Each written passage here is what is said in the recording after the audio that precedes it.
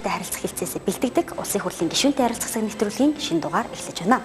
7 дахь удаагийн парламентод өмнө говьчуудын дуу хоолой болон ажиллаж байгаа улсын хурлын гишүүн Л.Энхболдтой бид энэ удаад ярилцах юм а.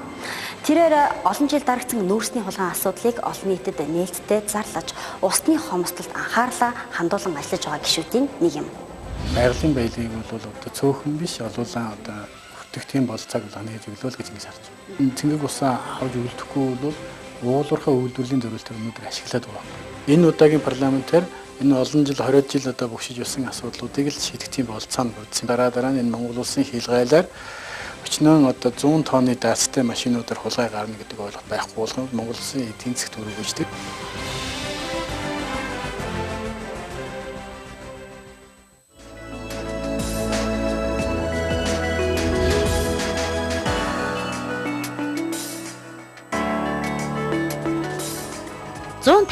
Хоног хилэлцэн баталсан үндсэн хуулийн нэмэлт өөрчлөлтөө Монголын хөгжлийг урагшлуулах уу? Хамгийн их уул уурхайтай өмнө говьчууд ямар санал илэрхийлжээ? Энэ тухайн нэвтрүүлгийн эхний хэсэгт өөрчлөхийн тулд өөрчлөх биш. Яг оновчтой өөрчлөлтүүдийг ер нь хийж чадсан гэж та одоо харж байгаа юу? За ямар ч үсэн энэ удаагийн парламент бол үндсэн хуулинд өөрчлөлт оруулсан. Гэхдээ болоод мэдээж 100% гэж юм байхгүй. Тодорхой хэмжээнд бол ахис твшил гарсан гэж миний хувьд үзэж байгаа. Тэгэхээр үндсэн хуулинд бол өөрчлөх шаардлага бол байсан уу байсан. Үнэхээр бол ингэснээр Монгол улсын ирээдүйн сайн сайхан нийгмийг авчрах хэрэгтэй гэдэг эрх зүйн одоо хувьсгалыг бий болгох хэрэгтэй гэдэг юм бидэн дээр бол тийм ойлголтууд байсан.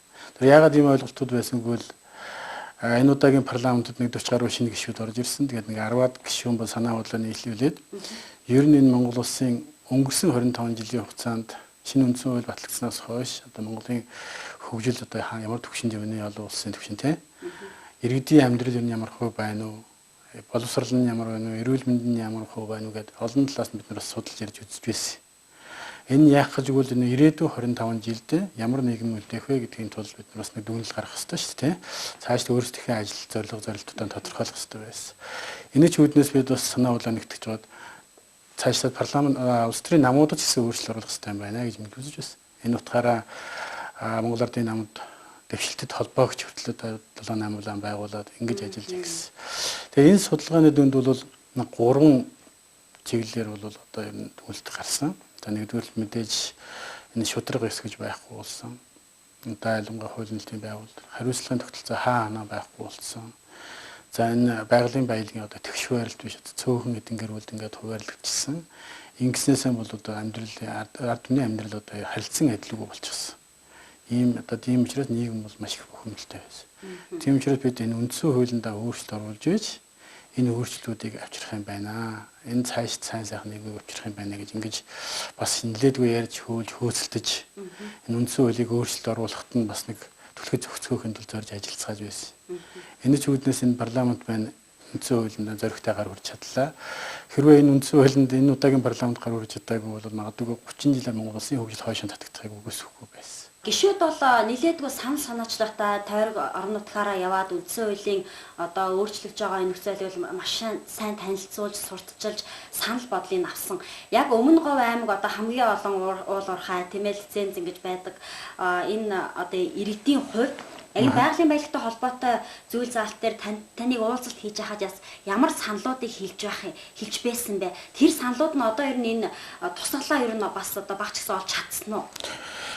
За ер нь бол 2 чиглэлээр нэлээдгүй саналуудлаа хэлж ирсэн. Нэгдүгээр мэдээж байгаль орчинд байгалийн баялагтай холбоотой, хоёр дахь нь бол нутгийн одоо засгийн гижтэй холбоотой асуудлуудаар нэлээдгүй саналуудлаа хэлж ирсэн. Тэгэхээр яг нутгийн өөрөө удирдах байгууллага дээр бол жаахан эрх мэдэл нэмэгдсэн, санхүүгийн эрх мэдэл нэмэгдсэн, өөрсдөө татвар хурамжийг хуулийн хүрээнд бол одоо тогтоох тийм бололцоог нээж өгсөн. За яг энэ нь бол хэдийгээр иргэдийн хүсэж байсан нэг засаг дарга ард нийтээсээ сонгодог аймгийн засаг даргагч гэх юм уу, сумар нутгийн засаг даргагч гэх юм уу, багийн засаг даргагч гэх юм уу, олон асуудлуудаас янз бүрийн саналуудыг хэлж байсан. За гэсэн хэдий ч одоо төдийлөн одоо дэмжлэг аваагүй учраас ямар ч гэсэн тусгалаа олж чадаагүй ч гэсэн орон нутгийн өөрөө удирдах иргэдийн төлөө шүүх хурал бол ямар ч эрх мэдэлтэй болж эдийн засгийн одоо боломжтой боллоо. Нутаг орондоо бол өөрөөсөө эдийн засгийн боломжийг авчирж байна гэж үзэж.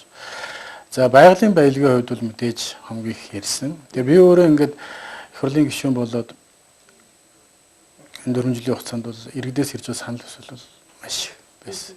Тэн дээр би нэг л юм гайхажсэн. Үнэхээр өргөдлийн бараг өсөлтийн нэг 60-70% нь биш тийм. Эмчилгээний зардал, сургалтын төлбөрч гэх юм уу те. Тэгэхээр би гайхажсэн. Байгалийн баялаг ийм ихтэй нутаг дэвсгэрийн цөөхөн ард түмтэй шүү дээ. Өмнө бол шинэ манай тойргол цөөхөн ард түмд. Ийм одоо их байгалийн баялагт ийм оюунлаг ард түмтэй болоод яагаад ийм одоо их өргөдөл өсөлт гомдол байд юм бэ гэж. Тэгэхээр яг л нэг байгалийн баялаг бол тэгш хуваарлагддаг байсан нь өөрөө миний өөрөө цонгодод торгийн иргэдтэй уулзж явахад маш илт тодорхой байсан. Ер нь бол энийг бол иргэдэд бол үнэхээр байгалийн баялаг бол оногдохгүй байна. Энийг бол цөөхөн хэдэн гөрвөл.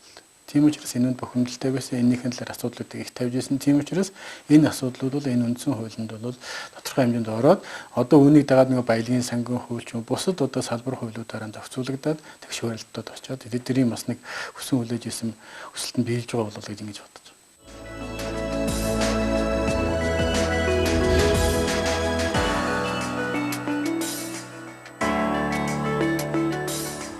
Цэнгийн усны ордыг хамгаалах усны тухай хуулийг улсын хурлын гишүүн УИХ-д санаачлан өргөн бариад байна. Уул уурхай чухалч түүнээс чухал усны хомсдол аюул дагуулж эхэллээ. Эрх зүйн орчинг оройтолгүй бий болгох шаардлага үүсэт байна. Энэ тухай нэвтрүүлгийн дараагийн хэсэгт. Таны хувьд бас энэ усны тухай хуулийг одоо санаачилсан байгаа. Тэгэхээр ер нь яагаад энэ хуулийг санаачлах болов? Өмнө говийн иргэд үнэхээр усны хомсдолд ороод байгаа юм уу? Зөвхөн өмнө говьгүй Монголын усны асуудал ер нь ямар байгаа? Та энэ талаараас дугаардаг гишүүд юм. Тий, яг хоо энэ улсын хурлын гишүүд бол төлөөлөл юм байгуулах шүү дээ. Яг хоо иргэдийн санаа бодлыг бид нар төвд тусгаж тэднийхэн гаргасан одоо Монгол улсын өмнө тулгамдаад байгаа асуудал юм. Иргэдийн өмнө тэр эрх зүйн харилцааг зохицуулж чадахгүй байгаа ялан эдрээтэй асуудлуудыг бид нар өнөөдөр хууль болгож эрх зүйн орчинд бий болгож одоо харилцааг зохицуулах хэрэгтэй үндсэн тийм одоо ажил туусна шүү дээ. Тэгэхээр энэ бол одоо би бодож явснаасаа илүү говьчуудад тулгамдж байгаа маш том асуудал өөрөө усны асуудал. Иргэн бүр ярьж байгаа асуудал. Энэ өөрөө дайлангуй Монгол улсын эдийн засгийг авч явахын тулд уул уурхай ингэж хөгжиж байгаатай холбоотойгоор уул уурхай хөгжил илүү их хурцтай явж байгаа үнийг дагаад усны хэрэглээ өөрөө их өндөр байгаа байхгүй. Тэгэхээр усны хэрэглээ өндөр байгаагаа төдий чинь нөгөө манай Монгол улсын одоо нийт усны нөөцөд 1.9% газрын дорх ус гэж байгаа. Тэрнээс хэрэгэлдэг. Энэ нь өөрөө өсгүүгөл нөгөө гадаргынхаа усыг тэжээж байдаг нөгөө газрын дорх ус чинь өөрөө хомсдлыг бий болгож байна. Тийм учраас бид нар энэ харилцааг зохицуулах ямар нэгэн эрх зүйн юм гэж одоо нэлээд нэгт болгож өгөхгүй бол үнэхээр бол хамгийн түрүүнд говьчууд усгүй бол. Яг тэгвэл хамгийн их баялагтай, хамгийн их одоо эдийн засгийг авч явж байгаа энэ бол архаа хөгжиж байгаа. Нөгөө талаасаа мэдээж Монгол улсын хэмжээнд бол усны нөөц их хомсмол. Одоо яг шууд хүн ам умдаалаад явах цэнгэг усны орд нэг 200 гаруй ордол тоологдсон байж байгаа. Ер нь бол энэ цэнгэг усаа авч үлдэхгүй бол уулуурхай үйлдвэрлэлийн зорилтоор өнөөдөр ашиглаад байгаа байхгүй. Маш их ашиглаж байгаа. Тийм учраас бид нар үгүй ядаад одоо Монгол улсын би түрүү хэллээ шүү дээ нийт усны нөөцийн 1.9% нь газрын доорх ус. Газрын доорх ус үе гадаргын ус гэж хоёр ангилаад. Хэрэглээ нь өөрөө өнөөдөр дайлангуй уулуурхай үйлдвэрлэлийн зорилтоор 80% нь ашиглаж байгаа байхгүй. 80% нь одоо газрын доорх усаа ашиглаад байгаа байхгүй. Уул нь бол олон улсад бол гадаргын усыг 80% нь ашиглаад газрын доорх усаа нэг 20 орчим хувийн л ашиглаад явд юм байна л. Тэгэхээр гадаргын ус гэж өөрөө юу яриад байгааг бол нөгөө нэг тэн цасны шар үерч гэдэг юм уу тэн аль болох маш олон технологиуд гараад ирсэн. Энэ технологиор сан үүсгээд тэр сангаасаа одоо бусад одоо үйлдвэр уулуурхайн чиглэлээрээ ингэж ашиглах хэрэгтэй юм байна л да. Хагтал манайх нөгөө бага нөөцөөсөө хамгийн хэрэглээтэй байгаад байдаг. Нөгөө талаас би өөрөө нөгөө овоос сонгогдсонд би түрүү хэлсэн ер нь бол бидний иргэдийн говийн иргэн бүрийн хэлж байгаа асуудал бол энэ толгомцоо асуудал, усны асуудал. Тийм учраас энэ асуудлыг одоо мэдээж иргэдээс тавьж байгаа саналыг бид нар яаж хууль болгож боловсруулж одоо энийг зохицуулж өгөх үү гэдэг асуудал байгаа шүү дээ. Тийм үндсэн үүргийнхээ хүрээнд энэ усны асуудлыг бас нэлээд олонд хүргэх хийсэн зөв байдлаас нь яхаас ингээд энэ усны тухай хуулийг бол ямар ч хэлсэн тодорхой хэмжээний нөлөөлөлтийг өргөн байсан. За одоо тэгвэл гүний усаа уул уурхаадаа одоо ашиглахаа болио тийм ээ за цензур тавьж өгье гэж байгаа юм байна шүү дээ. Тэгвэл өөр ямар ус ашиглах боломж болцоог энэ хуулиар та нээж өгье гэж харж байгаа. Ер нь хуулинд маш товчхон дөрвөн зүйл залхуул явж байгаа. Нэгдүгээрт бол ер нь цэнгэг усны орд чи өөрөөсөө 200 гаруй орд байт юм байна. Дайлангуй энэ цөөхөн ордыгоо уулуурхайн зориултаар ашиглахыг ерөөсө хориглочих гэж л. Хориглочих гэж. Энэ бол нэгдүгээрт бол хүн амныхаа үндэсний усыг хамгаалж авдулж байна гэсэн. За хоёрдугаарх бол ерөөсөө энэ өнөөдөр хэрэглээд байгаа эрдэсчилтэй ус гэж яриад байгаа. Одоо чинь оюутлогоо ч юм уу, энержи ресурс ч юм уу, одоо газрын дороос одоо 0.5-аас дээш эрдэсчилтэй усыг уулуурхайн зориултаар ашиглаж байгаа гэж. За үнэхээр энийг ашиглаж байгаа бол ашиглах нөөцийн түвшин гэж нэг юм байгаад байгаа. Одоо өөрийн төрийн байгууллагууд хяналт тавьдаг тийм юм байгаад байгаа. Энийг нь хуульчлаад өгч гэж байгаа. Тэгэхгүй бол өнөөдөр хуульчлаагүй учраас нэг дүрм журмхан гэрээ контрактаар явахлаараа өөрчлөлт орох үгүй хэрхэн хянж тооцсон ч гэдэг юм уу, тэр гэрээ зөрчигдвэл ямар эрх зүйн зөрчил үүсхий ч гэдэг бид нар өөрөө яхан бүрхэг. Тийм учраас хэрвээ та энэ ашиглах түвшингийн нөөц хэтэрсэн бол эрүүгийн хариуцлага хүлээлгдэг тийм санкцтай болгож. Нэгдүгээр санкцын нэмээд өгч. Хоёрдугаар түвшингийн бол хуулиар заагаад өгч байгаа учраас энэ хяналт тавьдаг механизм нь өөрөө хуулиар зохицуулалтыг хяналт тавьдаг юм болгож өгөхгүй бол одоо бол дүрм журмаар хянаад байгаа байхгүй. Тэгэхээр дүрм журмаар хянана гэдэг чинь тухайн хүний үзмжээр магадгүй нэг дарга ирээд энэ журмыг өөрчлөөд ингээд яваад байх магадлал байгаад байгаа байхгүй. Тэгэхээр бид нар хуульчилж өгөөд энийг яаж одоо хянж явах хэрэгтэй гэдгийг л одоо бий болгоод өгч ийл гэсэн. Тэгэхээр юм бол ямар ч байсан өнөөдөр уулуурхайд ашиглаж байгаа, үйлдвэрлэлд ашиглаж байгаа газрын доорх усны тодорхой хэмжээний хязгаараадыг тавьж өгч гэнэ гэсэн. Зөвхөн энэ хоёр талтай л да. Нэгдүгээр хязгаар тавьж өгч, нөгөө талдаа бид нар гадаргын усны менежмент технологиг ашиглая гэдгийг л уриалж гэнэ гэсэн үг. Энэ хууль бол одоо та нар маань жишээ нь одоо манай энэ станцууд 17 удаг нас ундаалж байгаа манай Улаанбаатарчууд. Энэ туулгалын айс авчин цэнгэг усны орд байхгүй юу?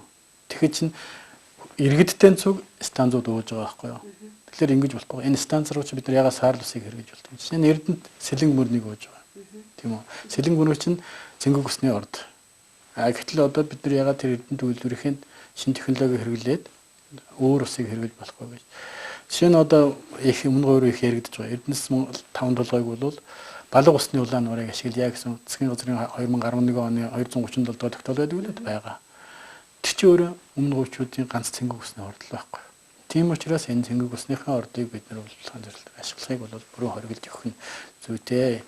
Тэгэхээр ингэж ирэх юм бол тэд нар ч юу хүсвэл нэгэнтээ ашиглаж байгаа чинь гадаргын усныхаа технологиг одоо улсч анхаар, аж ахуйн нэгжиж анхаар. Ингээд ирэх юм бол одоо дэлхийн нийтээр одоо усны өмсдөл бий болох гэдэг шүү дээ. Тэгэхээр энээсээ хаана Монгол ус анхаарахаас л аргагүй болсон. Одоо энэ уулуурхаа хөгжсөн бусад тэр гадны улс орны жишг рүү явъя л гэд байгаа ийм санал, ийм л хуулийг бол санагчлаа гэж би ойлгоо. Тэгээ ер нь бол тийм шүү дээ. Одоо ингээд нэг 2-3 таач гэсэн олон жил сонсож байгаа нэг хэрлэн говь төсөж гэх юм орхон говь төсөж нэг макрод юм яриад одоо ингээд олон улсын хэмжээний том төсөл яриад хэдэн зуун километр ингээд турба татна гэх ингээд яваад байгаа байхгүй. За энэ бол ингээд магадгүй би бол өөрөө хувийн хувьд хэлж байгаа шүү дээ. Би харддаг. Юу гэж харддаг гэж яг ингээд яахан иргэд бухимдаад ирэнгүүт тэр төслийг яг явуулах гэж байгаа юм шиг сайхан гоё хилцүүлгүүдийг хийгээл малчдыг цуглуулж уулзаад энэ гоё төсөл явах ингэж явна шүү гээл ингээд зарладаг баг. Тэгэл ой гоё төсөл явах гэж байгаа юм гээл нэг сар жил хүлээн гээл ингээл энэ өөрөм хэдэн жил ингэж үргэлжилж явахыг би хүсэв. Тэгэхээр би нэг юм хуурсан технологи яваад байгаа юм лүг ингээд. Өнөөдөр би тез байхгүй. Би ингээд хэрлэн говь төслийн тез хаан байхгүй. Орхон говьдлын тез байна байхгүй. Тэгсэн мөртөнгөө яг хийх гэж байгаа юм шиг ингэж ярьдаг. Ард түмнийг тэр үед нь чимээгөө олцоо. Тэр үед нь чимээгөө. Тэгэхээр одоо би нэг талаас нь хууль төлөгчийн нөгөө талаас нь өөрөө бас байгаль орчны яамтай яриад нэлээдгүй юм хөөцөлтөд явж байгаа. Жишээ нэг Австралийн усны компанийнхантай яриад Австралийн засгийн газраас нэг эхний тезүү хийлгэх 100 мянган евро бидэнд хэрэгтэй байсан. Тэр 80 мянган еврог нь Австраас олуулаад ингээд нэг юм явуулах гэж. Тэр нь юу гэсэн үг вэ? Орхон онг улаан нуур гэсэн төсөл.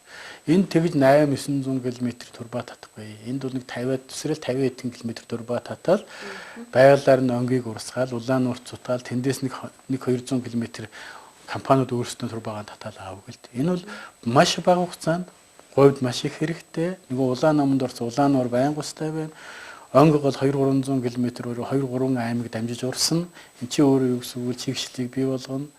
Агарын чигшлийг бий болохоор бороо хортой байлган цүлжилтийг гээд олон талын давуу ач холбогдолтой. Тийм учраас энэ гадаргын усны менежментийг бас хэрэгжүүлээч гэдэг шахалт үзүүлж байгаа. Энэ хоёр талын ач холбогдол өхөө хууль байна. Таны яг хэлж байгаагаар бол яг үнэндээ олон улсын жишг рүү бид явцгаая л гэж.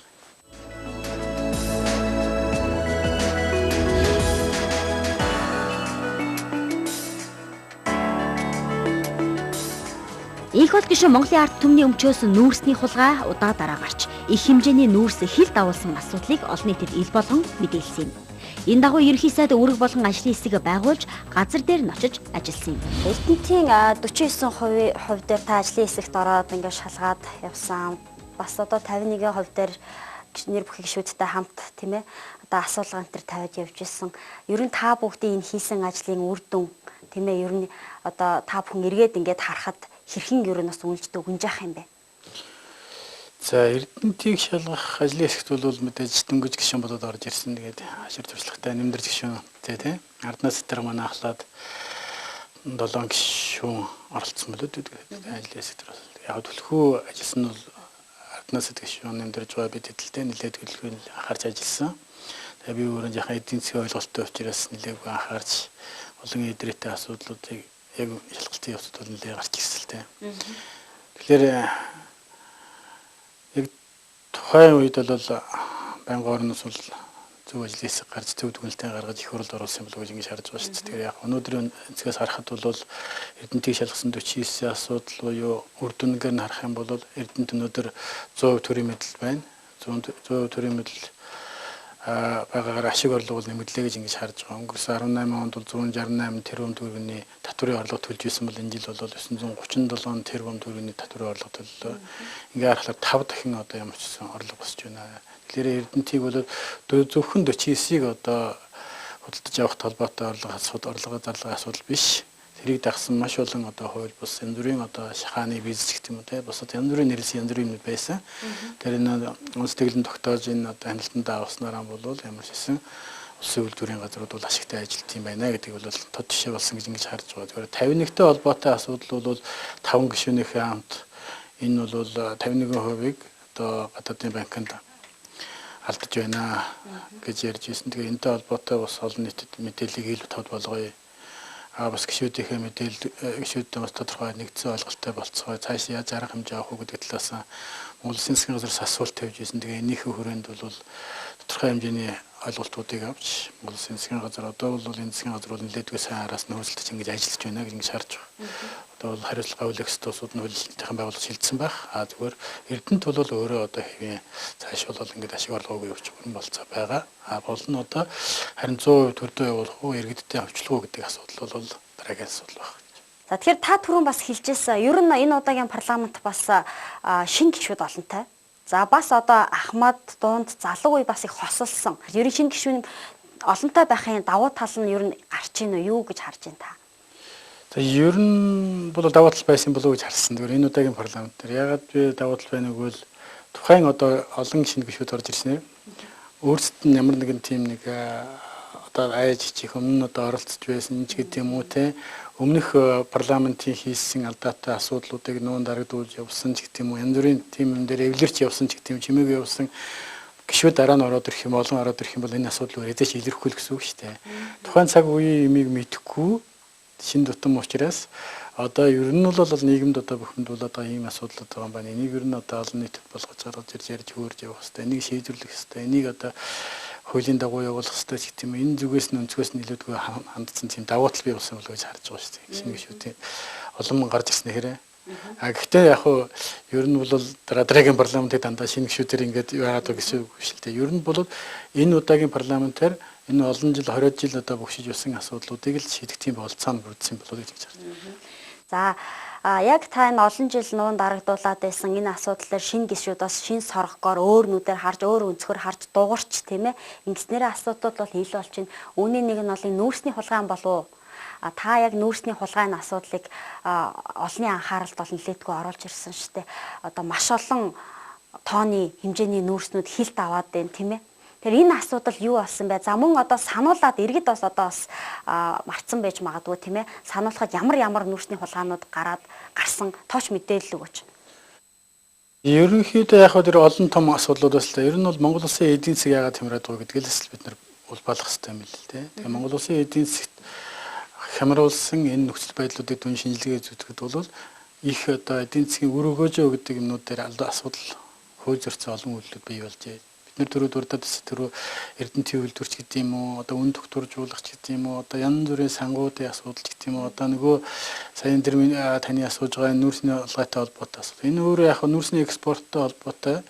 Тэр хавьд бол одоо хууль хяналтынхан оролцсон, улс төрчид оролцсон, бизнесийнхээ оролцсон тодорхой хэмжээний бүлэглэл 10 жил ноёрхсон болов ингэж өнөөдрийн дүнцгээс харж байгаа.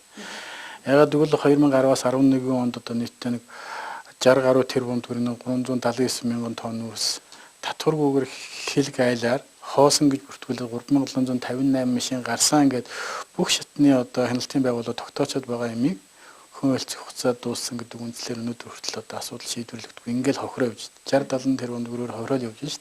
Тэгэхээр энэ өөрөө хэдэн жил ингэж явсан юм бэ? 13-аас 17 оныход бид нэр бас асуудлыг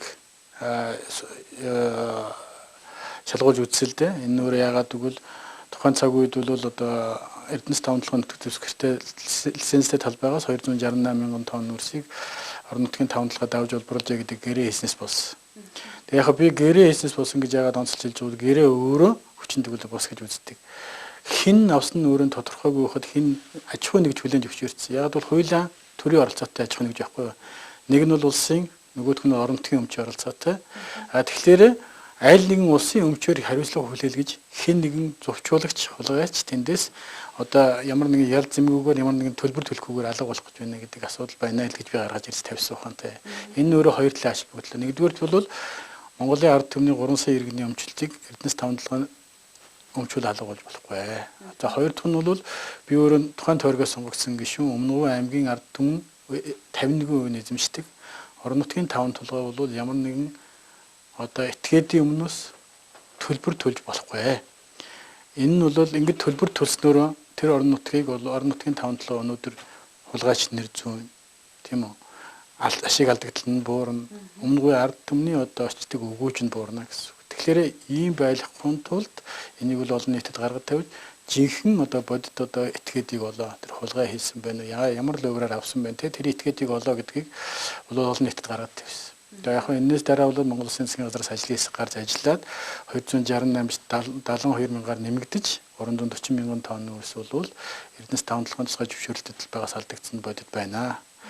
Одоо энийг хууль хяналтын байгууллага руу шийдвэрлэх нь зүйтэй гэсэн түнэлт гарсан. Тэгээ энэ хүрээнд бол өнөөдөр хууль хяналтын байгууллагад ерөнхийдөө бол хэрэг бүртгүүлэлттэй ажиллаж явж дуусч байгаа юм шиг байна лээ. Дөрвөн асуудал төр хэрэг бүртгүүлэлт хэрэг үүсгээд одоо прокурорын шат руу зарим нэг нь явж байгаа болов уу гэж ойлгож байгаа. Тийм учраас ямар ч байсан ингээд хэрвээ энэ хууль хяналт ийм асуудлуудыг шийдэх юм бол дараа нь энэ Монгол улсын хилгайлаар өчнөн одоо 100 тонны даацтай машинуудаар хулгай гарна гэдэг ойлголт байхгүй болох юм Монгол улсын эдийн засгт өрөөгөөжтэй л гэж ингэж харж байгаа шүү дээ.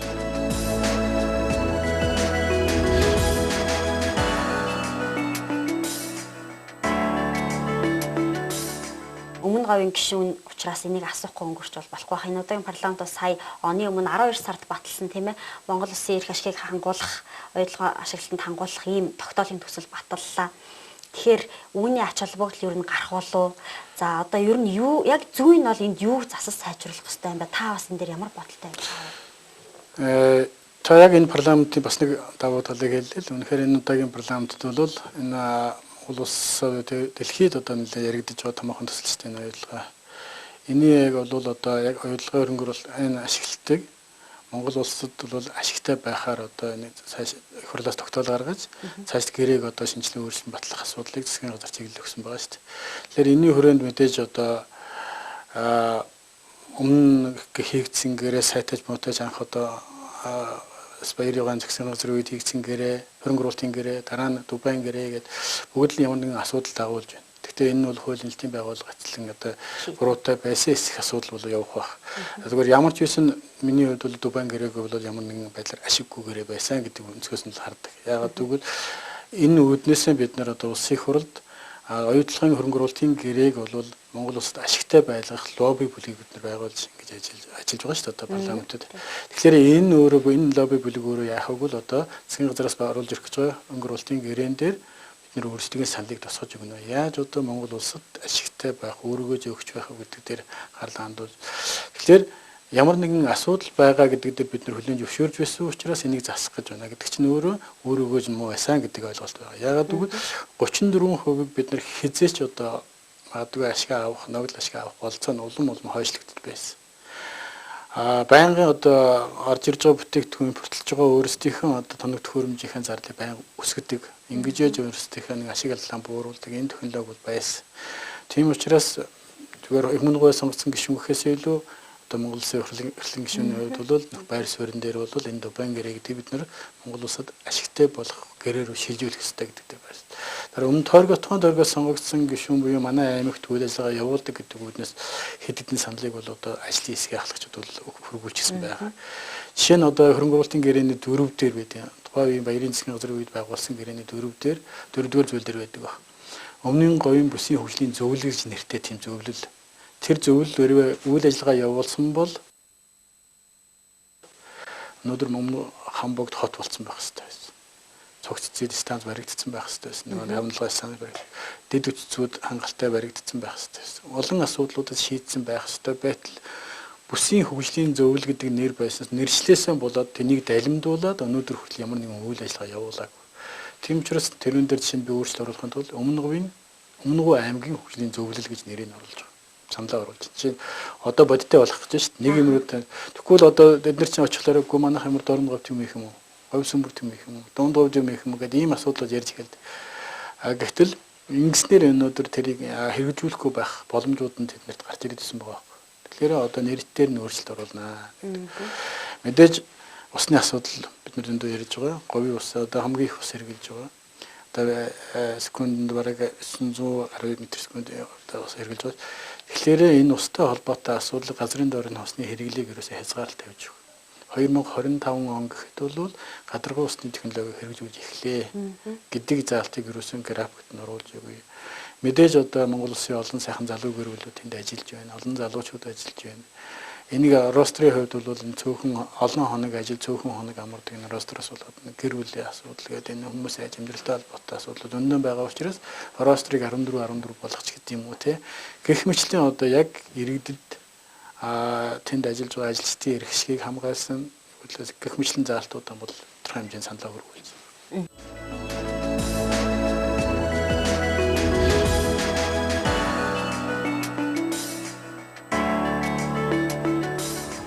Өмнө Говь аймаг улсаас татаас авдаггүй аймагуудын нэг. Мөн нийгмийн асуудлууд эхнээсээ бүрэн шийдэгдэж эхэлсэн тухай нэвтрүүлгийн төгсгөлийн хэсэгт. Энэ удаагийн засгийн газар парламент ер нь бүтээн байгуулалтыг нэлээд сайн хийсэн. Одоо ер нь харьцангуй сургууль цэцэрлэгийн асуудал, эмнэлгийн асуудлууд цэгцэрч ийн гэж харагдаад байна. Яг үнэхээр тийм үү? Танай орон нутагт ер нь ямар хөө байна? Тий, яг нөгөө уулархаа бүс нутаг учраас Өмнөгүй аймаг өөрөө санхүүжүүлдэг аймаг. Тэр байтугай улсад бол санхүүгийн дэмжлэг үзүүлдэг аймаг шүү дээ. Жишээ нь энэ жил бол 90 орчим тэрбум төгрөгийг өгсөн. Одоо эх жилийн төсөвтөр бол 52 тэрбум төгрөгийг улсын төсөвт дэмжлэг үзүүлнэ. Энэ өөртөө бол жилдээ 160-70 тэрбум төгрөгийн хөрөнгө оруулалтыг баталдаг аймаг. Өнгөрсөн 8 жилийн хугацаанд бол 2008-аас 12 онд 80 гаруй тэрбум төгрөгийн татаасыг авч ирсэн мөлий хөрөнгө оруулалтын байгуулалтанд. За 12-аас 16 онд 30 гаруй тэрбум төгрөгийн татаасыг авч ирсэн байна. Тэгээ энэ жил бол 200 гаруй тэрбум төгрөгийн хөрөнгө оруулалтыг татаасыг авч байгаа. Ямар ч хэлсэн таны сая хэлсэн шиг нийгмийн салбаруудыг бол бүрэн одоо жишээ нь бидний тойргийн хувьд бол бүрэн шийдэгдсэн гэж ингэж харж байгаа. Жишээ нь сургуулийн хувьд бол манай аймаг миний тойрогт бол 6 сургууль 8 сургууль одоо шинээр баригдаж байна. Амар нутгийн засгаар 4 сургууль, төсөл төлбөрөөр 1 сургууль. Тэгээд бусдын нь бол улсын засгаар ингээд бүрэн одоо сургуулиуд баригдаж энэ 20 онд ашиглалтанд орсноор Өмнөгүй аймгийн одоо тухайн тойргийн сурагчид бол нэг анги дүүргэлт бусад олон ээлж ирчээл гэдэг асуудал бол байхгүй болж байгаа. Цэцэрлэгийн хувьд бол мэдээж бас бүрэн шийдэгдэж байгаа. Энэ жил бол одоо цогццсэн өмнө дахиад 200 хүүхдийн цэцэрлэг барьчих юм бол худалдаа авахар орсон байгаа. Энийг шийдчих юм бол ерөнхийдөө тойргийн хүүхд цэцэрлэгт хамрагдах хүүхдүүд бол бүрэн хамрагдчих байгаа. Түрүү эрүүл мэндийн салбарыг бас та ярьж байгаа шиг байна. Эмнэлгийн хувьд 20 онд 2 эмнэлэг ашиглалтанд орох юм бол ерөнхийдөө 7 эмнэлэг баригдаад ингээд бүрэн одоо шинэ нэмлэгүүтэй болчихж байгаа. Тэгэхээр ер нь бол эрүүл мэнд боловсрал тэр соёлын салбарууд бол ер нь нийгмийн салбарууд бол бүрэн одоо хөрөнгө оруулалтанд шийдэгдээд ингээд явж байгаа. Ямар ч үсэн ирэх одоо 24 он гэдэг юм уу 28 он гэдэг юм ямар нэгэн хэмжээгээр одоо хөрөнгө оруулалт шаардлагатай харгүй болж байгаа гэж харж байна.